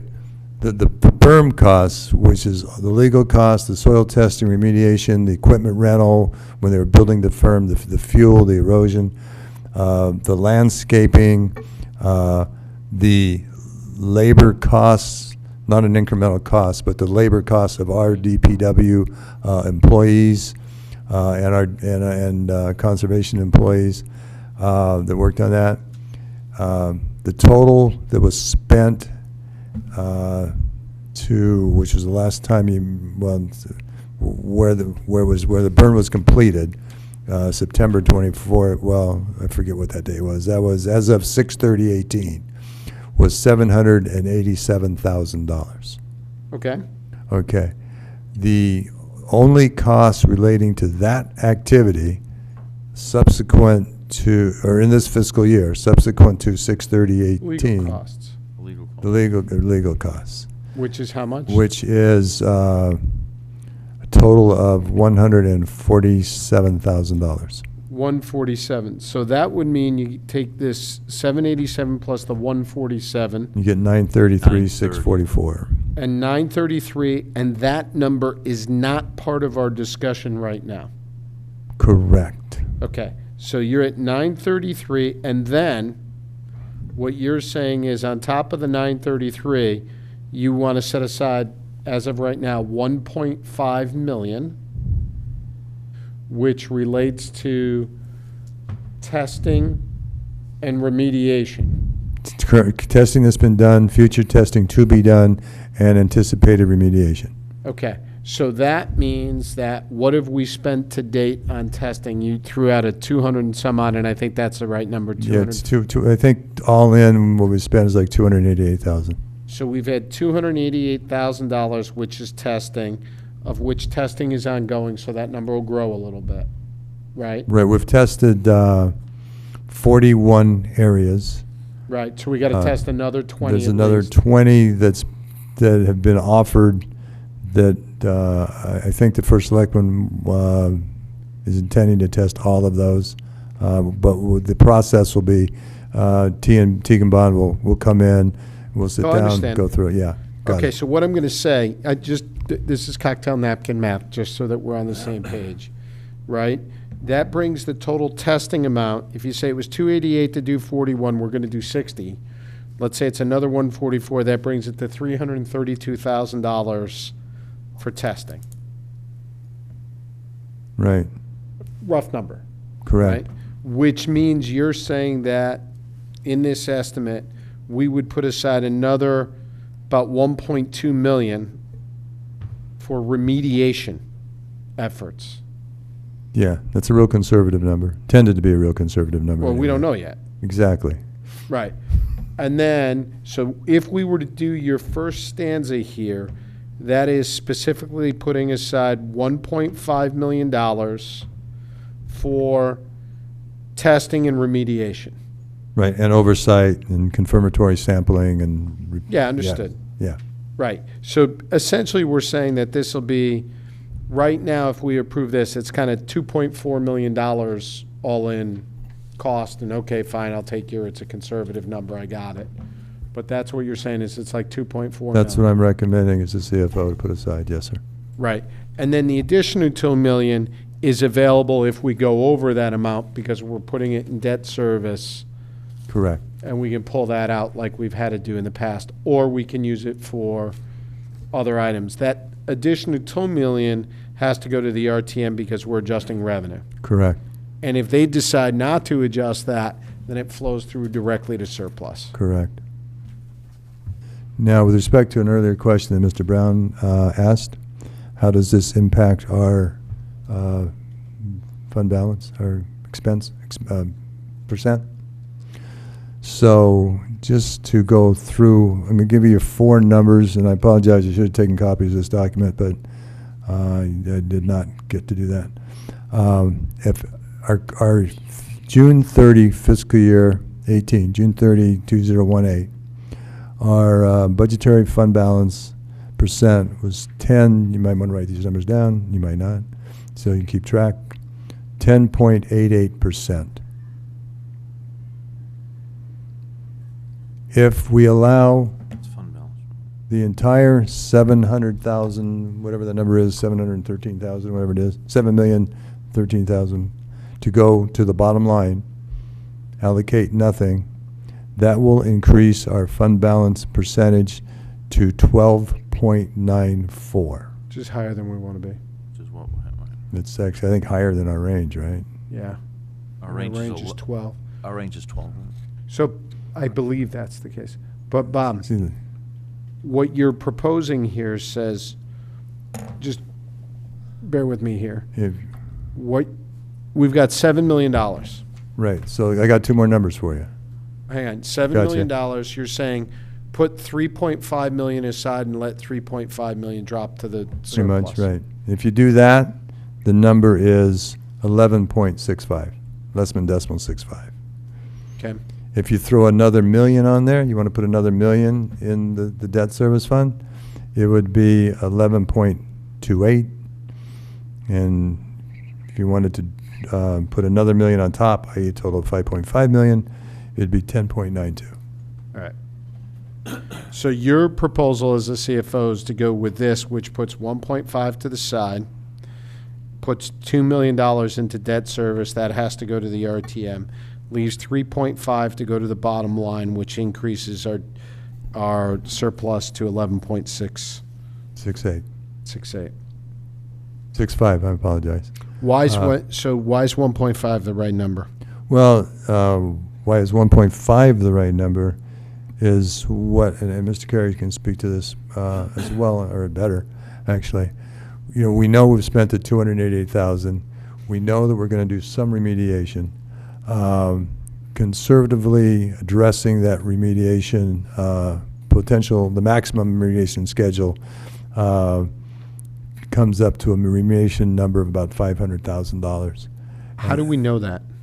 Well, we don't know it. The bid is going to do it. I wish the bid had come in this morning so we would know it. Well, the only part of the bid that was due this morning was the Gould Manor piece. Is that correct? I think that's coming in tomorrow. Or is that in already? No. By the way, I got a shock on that because I saw the bid just like 24 hours ago. Yep. It was projected 400 tons. 400 tons, yes. 400 tons of material to be called out of Gould Manor. Hopefully less. Hopefully less, but right now 400 tons. And Mr. Mayor quoted to me that, I mean, take this with a grain of salt, that it would only cost $100,000. So that's, again, I'm waiting for the bids to come back, but conservatively, the bid is structured in a very simple manner for the bidders to bid. It's made up of basically mobilization cost, a transport and disposal cost, which will actually incur all the trucking and excavation and sediment and erosion controls, and then a cost to basically backfill and stabilize the site. How is it possible that it's that cheap? It's Right. impossible. Right. So basically, if you take, so about typically T&D for this type of waste is around $90 a ton. So then you're going to figure in the excavation costs and all that. So, anywhere between $150 and $180 a ton was what we were discussing with. And the what kind of consultant. topsoil do you throw on there? So it's all got to be certified and basically put back there. But from a technical standpoint, the remediation is, it's not really technical. It's just going out there and digging it out and putting it in a dumpster and. Yeah, I was trucking just it out. talking to clean fill. How much would that cost? That's what. And So typically, we have a cost in there, and when Mr. Mayor was talking about the costs that we were kind of developing, I was using a cost about $55 for the placement of clean fill. So generally, the town can buy topsoil, for about $25 a yard. That's not placed. You add a premium to that. $55 seems like a reasonable number. I'm not saying it can't be more than that, but we did do takeoffs on a lot of the sites where we've done sampling and did estimated quantities in tonnage, volumes and yards, converted that to tonnage, and basically applied that to a lot of the sites where remediation might be necessary. And what's that number come to? Because Mr. Mayor saying in total 1.5 million, about 300,000 of testing and 1.2 million for remediation. Yeah, so we worked on some costs, and that's where we came up with a very conservative estimate, about 1.5 million. What makes it so conservative, Brian?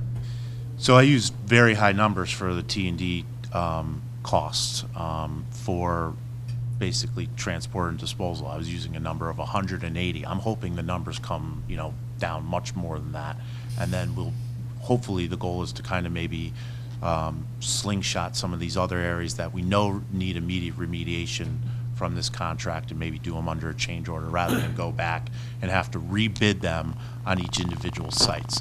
A lot of the areas that have been tested have been thoroughly tested throughout and have shown to be very small areas where, a Jennings playground or Burroughs, they've done, 10, 15, 20 tests, and it's only a small area, so we're estimating that would be, very small yardage day's worth of work. Is that possible it could grow, though? I mean, if they go out It there. is. I mean, the thing is, you're talking about working in a matrix that's, And do they then retest after they So, do this? Yeah, so basically, it's the same process we went through, when I was sitting here telling you about, the PCB waste that was dumped Right. up the fill pile, and, I did give you good numbers there. We never went over budget. We were always under, so, but that was more we could tell from the superficial nature of that kind of a better idea.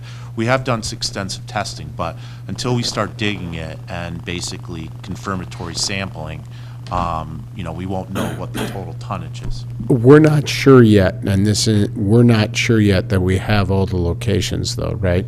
So the locations that we have tested, we have a pretty good, not pretty good, we have a firm understanding of what absolutely needs remediation, what may require Right. additional sampling so that we can do what's called a statistical analysis that will allow us to kind of provide a human health average that's protective of the public health. We're still looking at that, what's appropriate measures for each site. But the ones that we know for sure, there's 3 or 4 that we know for sure have to be remediated based on the types of waste or the levels of the waste. So then I'm hearing other stories, though, of stuff up in the Hoydens Hill area. So people are reporting stuff to Yeah. the town. Basically, the idea is to go test those areas out of abundance of Right. caution, but there's stories about 180 truckloads going up there. Yeah, I've heard that story. I have nothing to confirm that, Yeah. but we will be going out there and testing that, Right. area to make sure.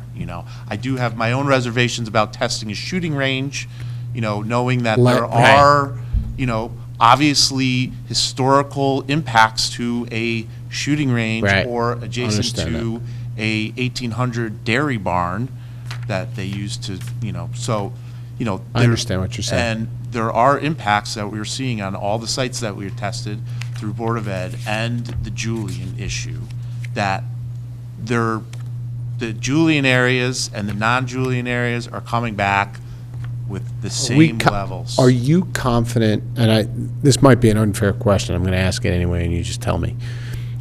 Are we confident that we have the paperwork that backs up that we know where this stuff went? So everything that, from the town side, yes, anything that has been produced and given to the town through the Julian process and manifest between the town and the Julians, yes. Do I know where the records of all the Julians material, where that was sold to independent contractors? No. Okay. Have we retested, there's been a lot of talk about the berm and the stuff yet. like that, but that's got to be retested as well? Not necessarily. So I'm trying to get a conversation with the solid waste division at the DEP. And they've assured me, again, I said this back a month Yep. ago, and they've been hesitant to have a meeting for whatever reason.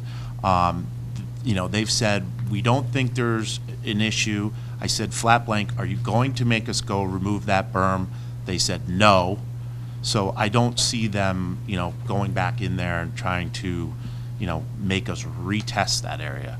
Now, there's questions about. But they're not taking the meeting or definitively answering the question at this point in time? No. Right. I can't tell you, sitting here, what that reason is. I understand that. I'm not trying to put you on the spot. I'm just trying to get a better But there are clarification. institutional controls that need to be put in place that were part of the planning process that still were not done, that were discussed between Osprey Environmental, the LEP, for the town, who designed the landfill closure, which is what that is, it's a solid waste landfill closure project, and what needs to be done. And we currently have, we're going to go out. Is Osprey the one who did the testing of the original berm? Correct, yes. I don't know how, yeah, okay. All right. Any other questions on this topic, Ren? Just one final thought, or maybe 2 final thoughts from me, actually. One, so we just checked the CAFR, the upper target is 11%, not 12%. I just picked the 1.5 for the remediation, based upon, Brian's and I discussions and calculating and multiplying, right, as he's just identified. The $2 million to go to the debt service, because that gets in the high 11s, but because of the concerns that you're going through in your head right now, and because of maybe other potential future issues, I think it's worthwhile considerably discussing making that 3 million, which would still give us a general fund balance of 11.28. So you'd like to increase your $2 million at the bottom to $3 million, Yeah, I think that might be prudent. based on the discussion now about the fill pile and the Well, the additional discussion testing. football and other issues going forward. I mean, it's 11.8, you said? No, be it should be 11 11.2. It'd be 11.28. Well, the only other comment I'll make is the 2 million that comes out of revenue definitely has to go to the RTM. I am not certain about the expense. In the past, we haven't had to send the expense to the RTM. No, we never because- have in the past. Because it went into debt service. Right. But because this is going into a project, it might be required to, but I don't know the answer to that, but I'd have to check that. The 1.5 or the 2? The 1.5, Oh. because it's a project. It's not a it's not the debt service fund account, because it's a project. Yeah. Mr. Carey, how many, so we know about the 40 sites. We know that there's another 20 teed up.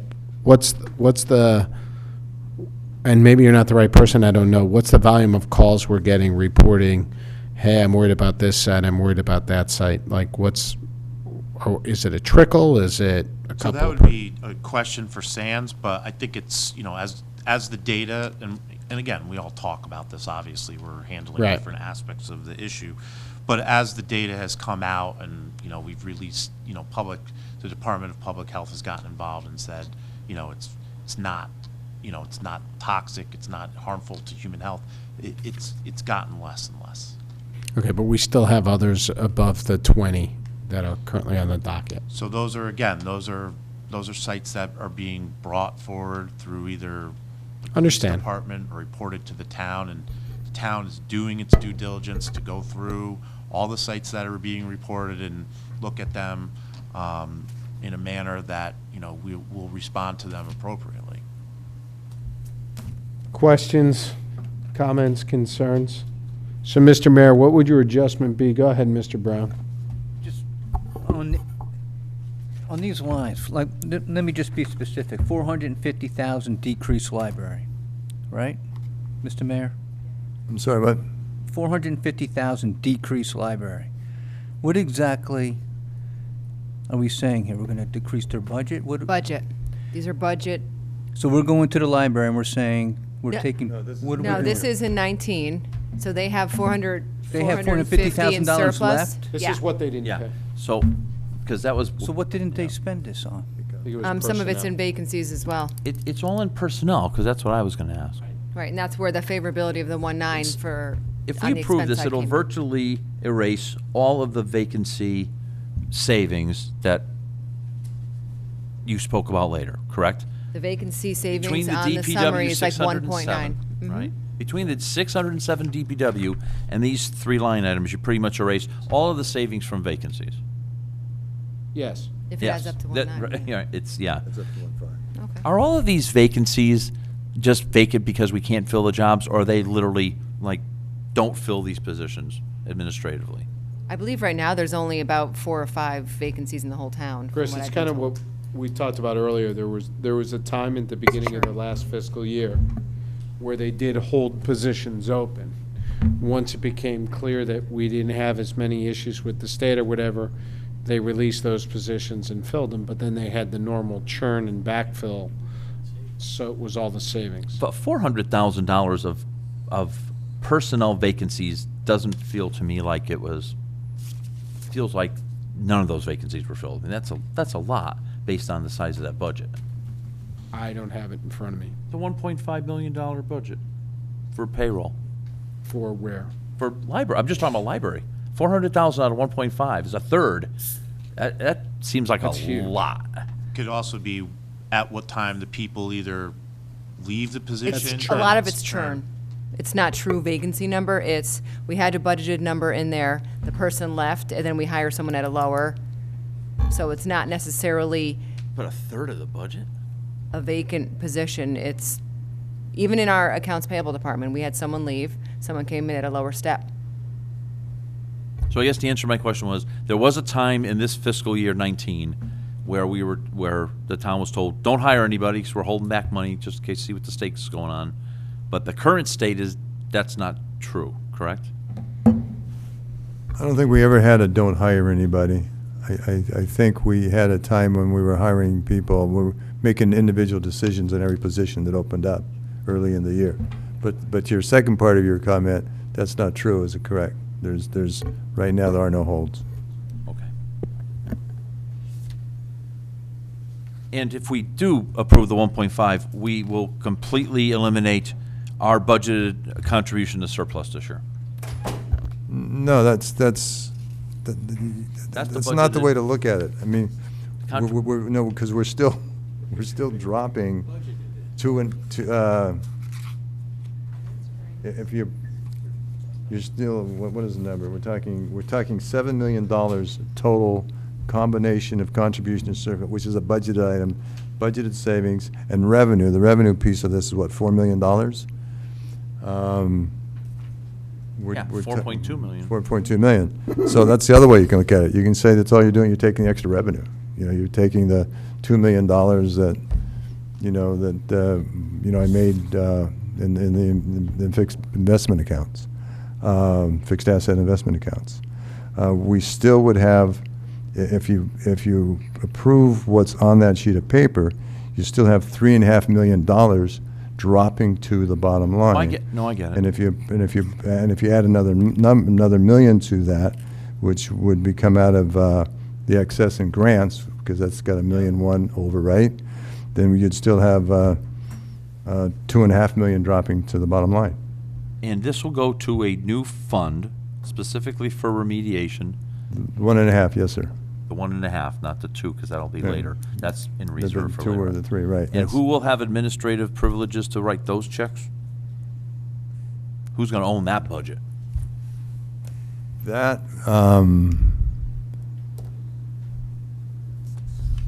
who owns that budget? I'd like to know that before I vote on it, frankly. No, I think that would have to go through the budgetary process to be used. What do you mean?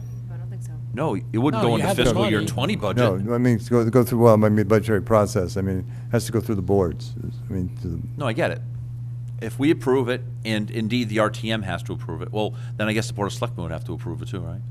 But if the RTM has to approve it, let's just say, it's going to go into a new checking account. Who's going to be able to write those checks?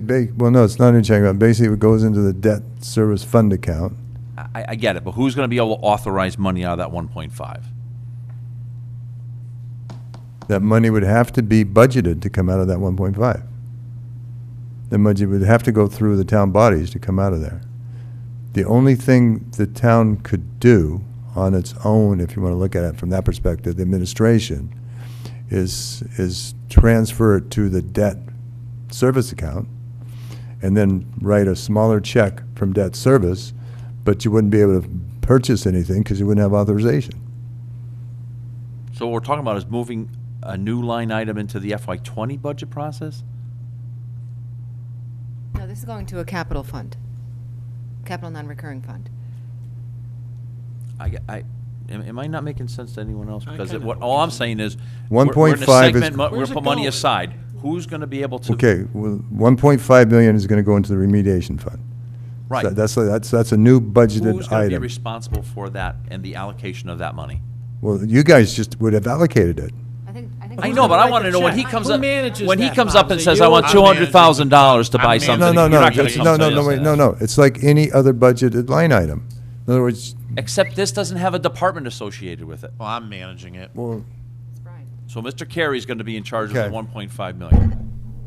I mean, I've been, so it's not me alone, but I've been managing the budgeting with the with time bond and. Yeah, but to be fair, you're the acting Department of Public Works director, and it's coming out of your budget right now. Correct, This is separate. correct.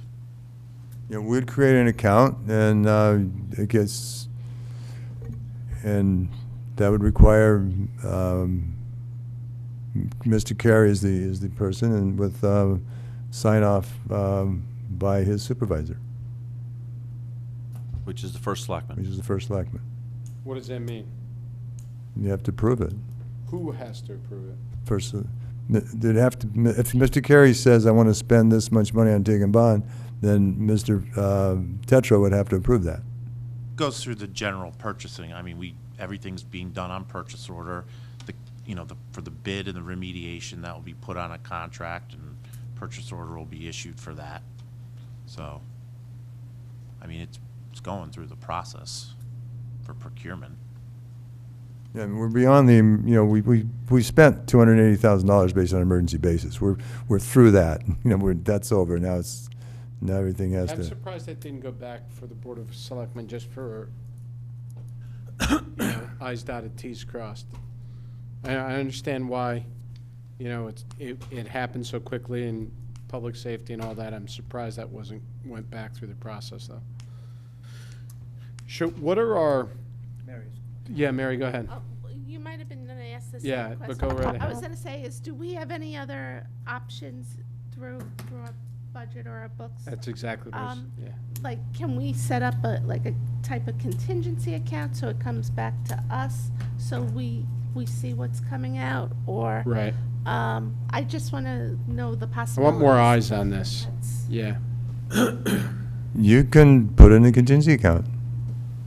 But that means every time you want to spend anything out of that account, it has to, nothing can be spent until it comes through the board. We could do it in chunks. I just don't want anything to, I mean, for I'd remediation to be be- delayed because it has to. I come don't to either. us. If you would do that, I would make a request that you amend your agenda and allocate some of that tonight. Right, I understand what you're saying. I just think there needs to be more eyes on this, given the scrutiny that this is under and given we want to know how much is spent, than just the normal approval process, I think is what you're hearing from this board. I don't know. Well, can we break this line up into two pieces? Tell me what your thought is. So where it says increase transfers out, 1,000,005, put 500,000 there, and then put 1 million into a contingency account, put it on our October agenda and revisit it? Will that give you enough runway? Well, your October agenda is next week. But, I mean, we might spend it No, in a but, week. I mean, you I might, don't know. right. Will that give you, and then what That's- will you need to get you through November? In other words, Right. chunk it out. Yeah. I like that idea. Works.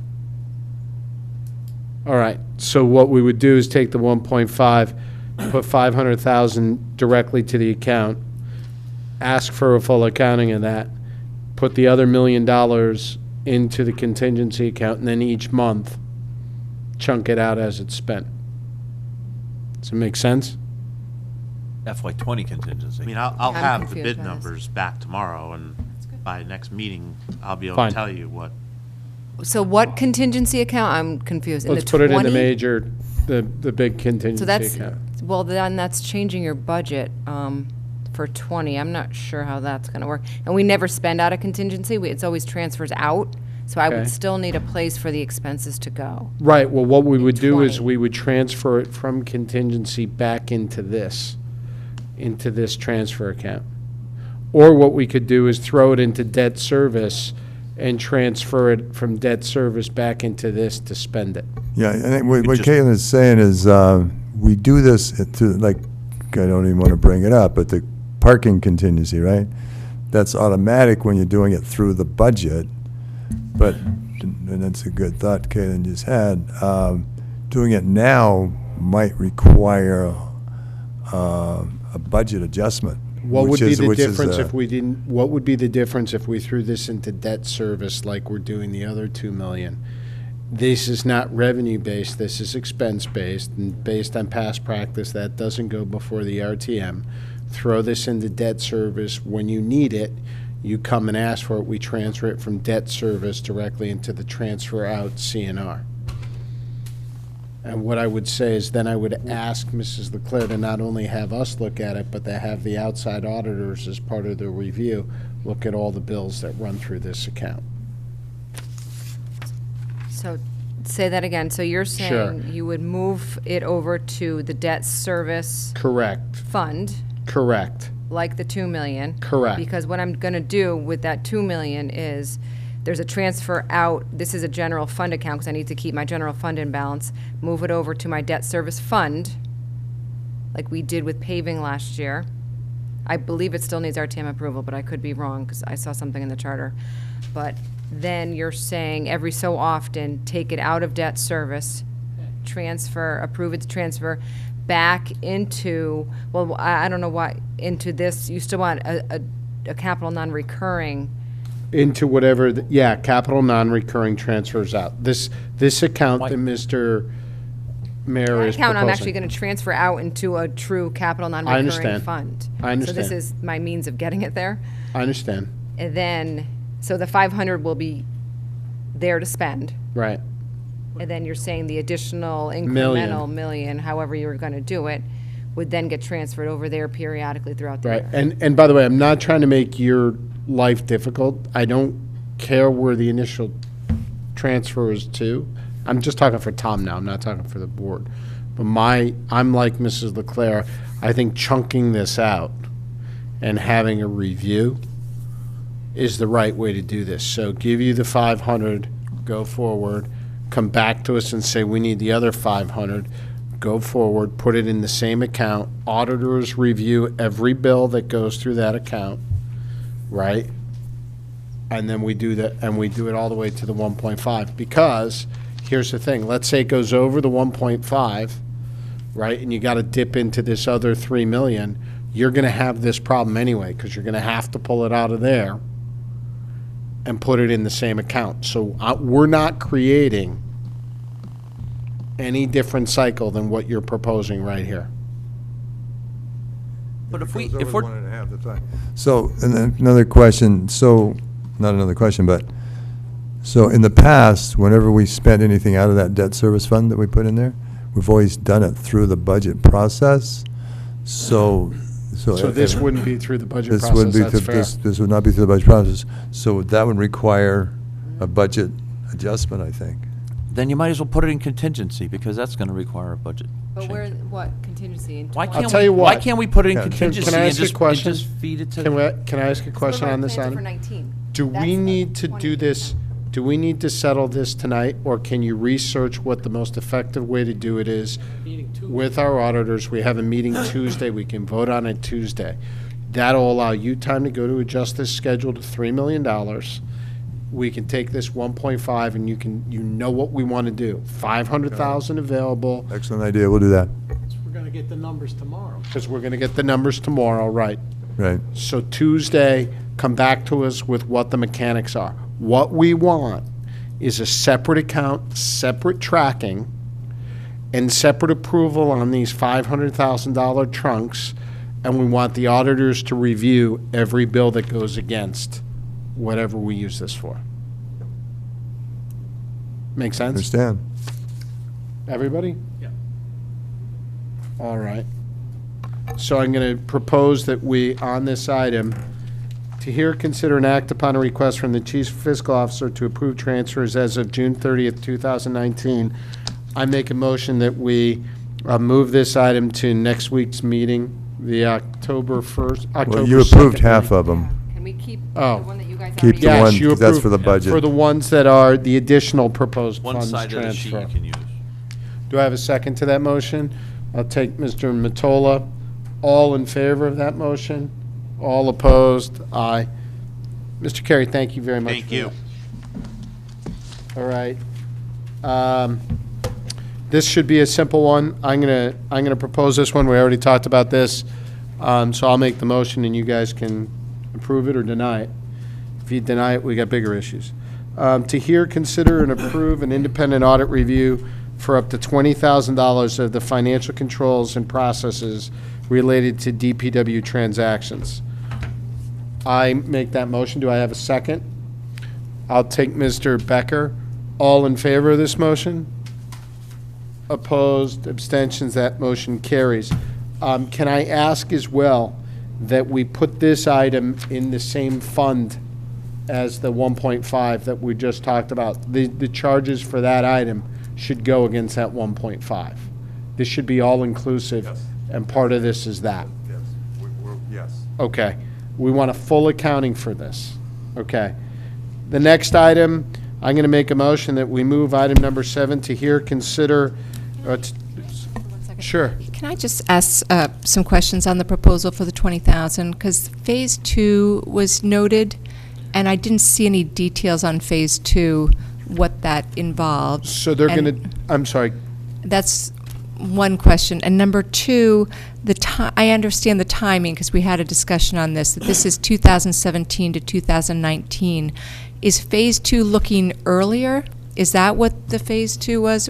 I'm just confused. Basically, the estimate that the auditors provided was to do the initial work, and if they find something that's worthy of pursuing, then there will be a Phase 2. If they don't, they won't. So it's a drill down Correct. into, okay. we And- didn't know, and the thought process there, Ms. Marmion, is we don't know what we don't know. Right. So we were allowing them to go in and then come back and say, here's the things we found, work with the audit subcommittee and say, we want to pursue these various areas further. Right, and just from a timing standpoint, thank you, that helps. From a timing standpoint, there was discussion about going back further, earlier than 2017, wasn't there? I think it's 16. It's 16. Yeah. The Board of Selectmen, I think. Well, did okay, I 16. think maybe you're reading the document that's in your handout. The document in your handout is the original proposal. It's not the actual engagement letter. That's probably We my, changed that's it here at probably the my table to fault. 16. Yeah, but the engagement did? letter. We did. Right. The right. engagement letter, which was signed and delivered to, so I hope you approve this, starts at 2016. So you're right, Mrs. Marmion. Okay, but thank you for that. But was there any discussion, and I wasn't at the last meeting, maybe when this was discussed, but was there any discussion about going back even further? Because there have been some concerns about some issues in the DPW going back earlier. So are we going to kind of take a look at that in the future, perhaps? Or is there any If you wanna- rationale for why we're only going to I 2016? did not create the, the request, and this board did, but I'm assuming you assumed that the police already investigated that. Right, so it's the police investigation then that's kind of ongoing, that is the rationale for I this think timing. what we did is we left. No, I'm just- We left Phase 1 broad and vague because we don't know what we don't know. And if they come back and say, based on what we're seeing here, we think we should go back deeper, That's Phase 2. that would be a Phase 2. Okay, so that was my confusion, like, is the Phase 2 going back earlier and it's- deeper, It or could. whatever? We don't know what Phase 2. We don't know what okay. Phase 2 is, I- because they could thank you. go, I make this up, right? But Okay. they could go and say, oh, we got problems with purchasing. So we want to go into purchasing from DPW, or we've got problems with legal, right? Or we've got problems with, we've seen some things that are irregularities, we want to go back to 16 and 15 in DPW, whatever it is. Okay, so do we have to make any sort of note on our motion that this timing in this memo is wrong? That it No, we says- already did that last Okay. time when we voted it and recommended it. Thank you. Sure. Anybody else? All right. I'm going to make a motion that we move item number 7 to hear a status report from the town attorney on Julian legal issues and fill use issues to date certain, and that would be our meeting next Tuesday evening, October 2nd. Do I have a second to my motion? We'll take Mr. DeWitt. Questions, comments, concerns on my motion? Okay, this is a follow-up item from the meeting, the special meeting we had, where Mr. Lesser could not attend. I asked Mr. Lesser and Mr. Hipson to attend, given that subsequent to that meeting, if you recall, we found out that Mr. Hipson had gotten a briefing and had an update on where the issues were. Seeing none, I'm going to call this for a vote. All in favor of removing that item? Opposed, abstentions, that item moves. Mr. Mayor, any other communication that we need to talk about tonight? No, the only communication that we received, I'm aware of, was a letter from Twig Holland, which was discussed at the audit subcommittee today. The letter from Twig Holland speaking to the purchasing processes that were in place. If you'll recall, she was here when the original Julian document was signed, and there was some question as to what were the policies, what were all that kind of stuff. Mrs. Leclerc, I don't have it on the meeting for this evening, but can we get an update on your tomorrow, on Tuesday, about your meeting tonight from the, Sure. because it's not noticed, I want to make sure it's noticed. It'll be a good jumping off point for next week. Okay. And I did give you a sheet that our internal auditor provided. So if you want to review that, we can discuss that in further on at our Tuesday. Tuesday. So this is a sheet that was passed out at our desk before the meeting that are the fiscal year 2019 internal audit projects that were done, and the reports would be available to anybody on this board or anybody that would want to see them. So, questions, comments, concerns, anybody? Mr. Mayor, what's our agenda look like next week? It's pretty busy. We have the WPCA items and we have the fill pile item, correct? Is that the only thing we know about right now? And the internal audit? That's all I can think of, yeah. Huh? What does that mean? Shake, yes? No, he said yes. You said and the internal audit? I'm just saying that Mrs. Leclerc Well, walking us through the audit report, yeah. The audit committee meeting. So it's WPCA is a big one, and then Fill pile, fill pile issues, the two big things. correct. Gotcha. All right, anybody? Seeing none, do I have a motion to adjourn? Mr. DeWitt, seconded by Mr. Becker. All in favor? Opposed, abstentions, we're adjourned. Good night, everybody, thank you. So Bob, the 289 that we've already